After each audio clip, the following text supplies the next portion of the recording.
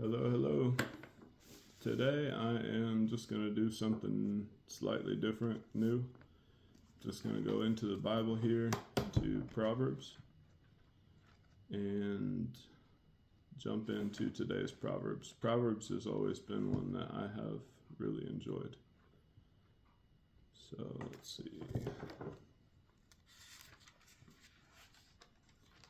So basically, I think I'll read part of them, and then if anything jumps out at me, I might stop to talk about it a second. But the idea will be to get through them pretty quickly. So Proverbs chapter 18, starting in verse 1. Whoever isolates himself seeks his own desire. He breaks out against all sound judgment.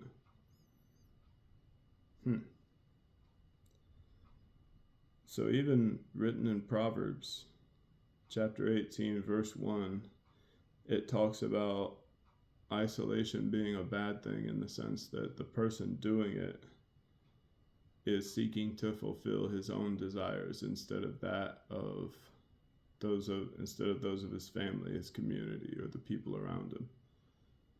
And then it even says he breaks out against all sound judgment. So sound judgment should say, this is a bad idea, don't do it. And his choice is to do it anyway. A fool takes no pleasure in understanding, but only in expressing his opinion. This one, pretty self-explanatory, but in the Bible, a fool was not a good thing. And I mean, we've kind of lessened the severity of the word, but even in the word, Jesus says, whoever calls his brother a fool is liable to the fire of hell or the judgment of hell. But it was a pretty severe thing. So a fool, someone who will not heed sound judgment, takes no pleasure in understanding. So anything that anyone would say that makes sense or that is sensible, that person takes no pleasure in hearing that and wants to learn nothing from it, but only thinks in his heart that he has the right answers, and so he wants everyone to hear him, though he doesn't know what he's talking about. When wickedness comes, contempt comes also, and with dishonor comes disgrace.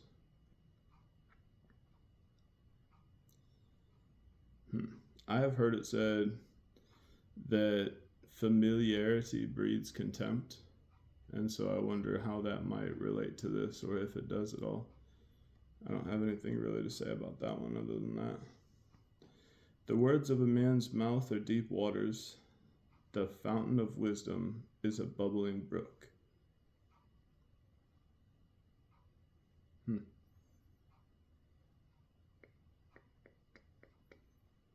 Yep, nothing there either. It is not good to be partial to the wicked or to deprive the righteous of justice.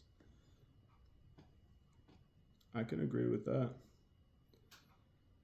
6. A fool's lips walk into a fight, and his mouth invites a beating. I have seen that time and time again. 7. A fool's mouth is his ruin, and his lips are a snare to his soul. So if you take 6 and 7, I mean, there's several different ways to think of it, but the foolish person would commit himself to borrow money that he can't repay. The foolish person would speak ill or unwisely towards somebody that could hurt him. The foolish person, the foolish person would take up battles that don't belong to him and that he can't win or can't possibly win. The foolish person, in the overcommitments of what he can do or what he can accomplish, would cause many problems for many people, like a contractor saying that he can take care of all of the work to get a building ready by a certain date, then completely failing to do so, and not because of any issues with his workers not being well equipped or able, but just because he actually doesn't have the capacity, the capability to finish the project. And so when it comes right down to it, a shortage of staff, a shortage of manpower, a shortage of resources, a shortage of knowledge. But the guy was very persuasive, and with the words of his mouth, he brought ruin not only to himself, but probably to those who trusted him, those who invested with him, those who were relying on him, and those who were relying on the owner of the property to have the property ready for whatever purpose it was to have accomplished. The words of a whisperer are like delicious morsels. They go down into the inner parts of the body. How often I have seen that. That is verse 8. So that's like something in us that feeds on like a desire to know what other people have said. It's like there's a thing in us, I think, that I don't know what it is, but so many times we'll hear, we think so and so likes us, but person X walks up and will whisper, "Oh, so and so said this about you," and it's like, so and so said this about me. If you don't immediately stop that line of thinking and go, "Hey, I don't care. Don't tell me anything like that anymore. I don't care to hear it." And just shut that down right then and there.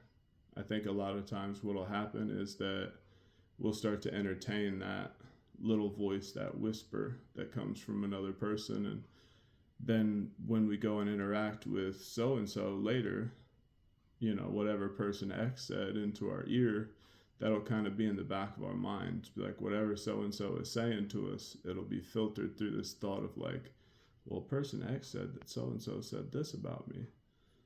And it's like, yeah, it affects us on the deepest level without us even realizing it. So I think it is very important and just wise in general not to listen to any of the little whisperers that happen to come around from time to time.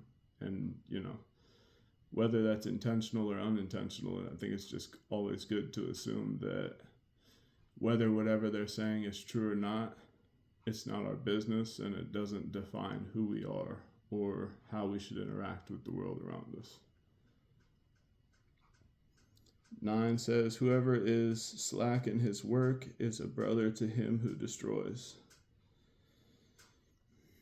I think that is one that is a really good word for me today, as it has been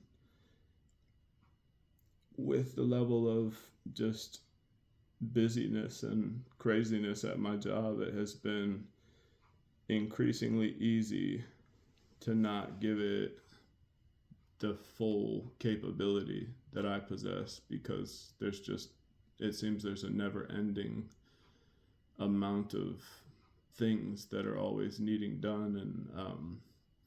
And it's like, if I give it 100%, then it feels pointless, because there will be that much more and then some that will need done the next day and the next day and the next day. And it's like, I guess that's an internal battle that I need to fight, but still, this was an encouraging word, because I want to help my workplace succeed, and I want to help them grow, and I want to help them build and become whatever it is that they're capable of being. And it is through having good workers, people that come to work and do the work, that they're much more able to get to that place. And if they're growing, then I'm growing. And, so it's a good thing to just keep that in mind, that the same person who's out there destroying is basically your brother, in not a good light, if you're doing what you should be doing, but not doing it to the best of your capability. So it's like, I think that's a good one. 10, the name of the Lord is a strong tower. The righteous man runs into it and is safe. I actually have that one highlighted. And I love that that's here in the Proverbs. And I think that is something that is echoed many times through Scripture. And the more that you meditate upon that, the more that God brings that into your heart, the less it becomes just words on a paper, and the more that the Lord does really become a strong tower. And when you haven't done anything wrong and there are difficulties that are mounting against you, you do know, as a righteous man, someone who's saved, that you can run into the Lord and be safe and be protected, and that the difficulties you're experiencing will not overcome you. 11. A rich man's wealth is his strong city, and like a high wall in his imagination.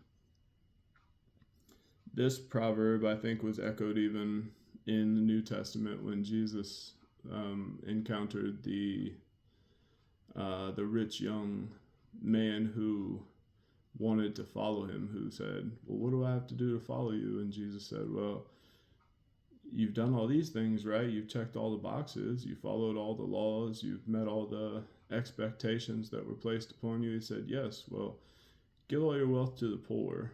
Sell all you have, give all your wealth to the poor, and come and follow me. And he just looked away dejectedly and walked off, because his security at the end of the day wasn't actually in the Lord or wanting to follow God. It was in his riches, and that was where he found himself. So for him to be anything but that seemed impossible. And I think that we've got to remember that no matter what struggles you do have to come before God, there are other people who have possibly different struggles that are just as difficult for them. For me, it was never wealth that prevented me from coming to God, but for some people it is. For some people it is a real difficult thing and does prevent them. And I don't know that exactly captures the meaning. So, please also, these are just my thoughts. I'm not trying to be a Bible commentator, and I'm not a theology expert. So if you have different thoughts, feel free to share them. If you ever listen to these videos, I am open to hearing different understanding of what these scriptures mean. This is just, I guess, more or less to help people begin to think, and just as something to an exercise for me. So yeah, anyway. Before destruction, a man's heart is haughty, but humility comes before honor. I think that is a good one. That's a noteworthy one. I think that is something that we really do need to constantly check the internal temperature of our heart and see how we're feeling. Like a haughty feeling, to me, the best way to put that would be like I'm walking around feeling like I'm better than everybody, feeling like I've got it all together. Nobody can tell me anything. I understand everything. I'm able to do what I need to do, and nobody can stop me. That type of a mindset, I think invariably leads to destruction, because it's from that mindset that you get an idea that's actually a terrible idea, but you're not willing to consult anybody or hear what anybody else has to say about it, because, obviously you're right. So you've got the best ideas, so you're going to go do whatever the idea was, and then from that idea being manifested into a reality comes your destruction. But humility comes before honor. So somebody who's willing to listen to those around him, to think that he may know best, but still be willing to hear what other people are saying, that person will end up being somebody who can be honored because of his willingness to lay down his own understanding and hear the wisdom in his brothers, And I'm sure there's more to that. I don't think that captured it very well. But again, this is just my thoughts. It's whatever is coming to mind as I'm talking. So, if one gives an answer before he hears, it is folly and shame.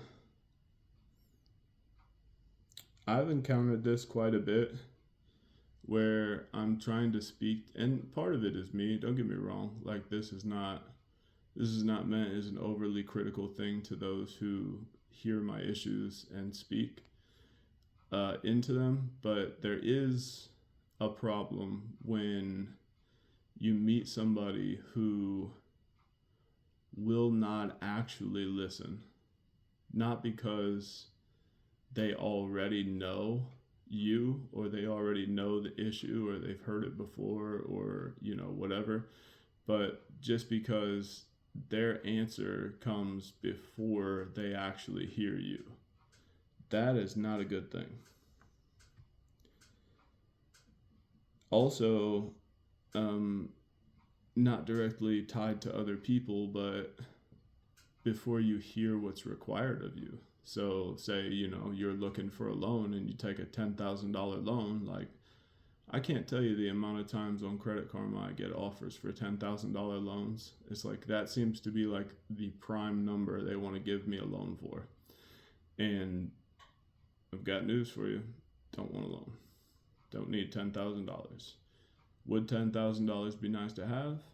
Yes, of course. Who wouldn't want $10,000? But I've looked at the terms of the loan and no, not just no, but no, absolutely not. Because what comes with a $10,000 loan? A lot of times it's up to $5,700 to $6,500 in fees. So that means for $10,000 that I'll take, not even really truly needing it, and then I'll spend it, I will pay back that $10,000 plus an additional $5,700, so almost half to more, $65,000, about just under 3/4. I'll pay back over half of the amount that I borrowed in fees. That's ridiculous. Not only that, but if you think about it, it is a shame and a disgrace, because it's a shame and a disgrace not only that people do that without thinking, but that people think about it and still do it because they're forced to by the position and condition of their lives. So you think about, somebody who has 3 or 4 kids and something goes on and he has good credit and so he borrows money. Well, he doesn't have any other means to pay other than that loan, but now he's locked into a $300 and monthly payment for 3 years, which I made those numbers up, so if that doesn't add up to paying back $16,000, forgive me, but you get the idea. He locks himself into that. Now, for that 3 years, he's limited in what other financial things he can do. All that money that he borrowed cannot be saved. It cannot go into something that creates interest and equity. It does nothing for him financially in the future. Yes, it covers the immediate need, but no, it does not actually benefit him. It actually takes away from him quite a bit. And I actually have to go, so we're done with this for today. But very quickly, also this thing makes me think of like car loans, and the reason why I think car loans are such a terrible idea is because, say I buy a $22,000 car, they give me 12% interest, right, which is like a relatively low interest amount. So I'll pay 12% of 22,000, so that's going to be, roughly, like 2,200 would be 10%, so it's going to be like 20.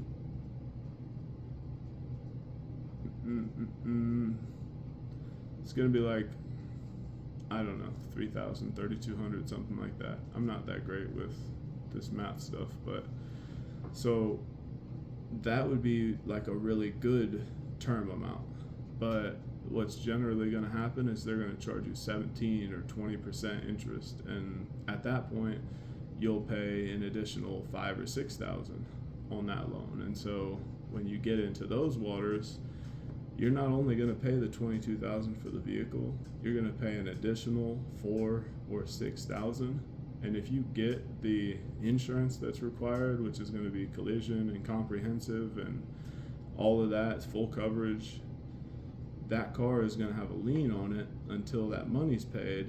And if you know that that money is going to take you 5 or 6 years to pay off, what you're going to do the whole time that that loan is being paid down is you're probably not going to be saving any money between paying whatever you're obligated for rent, paying your insurance, paying your car payment.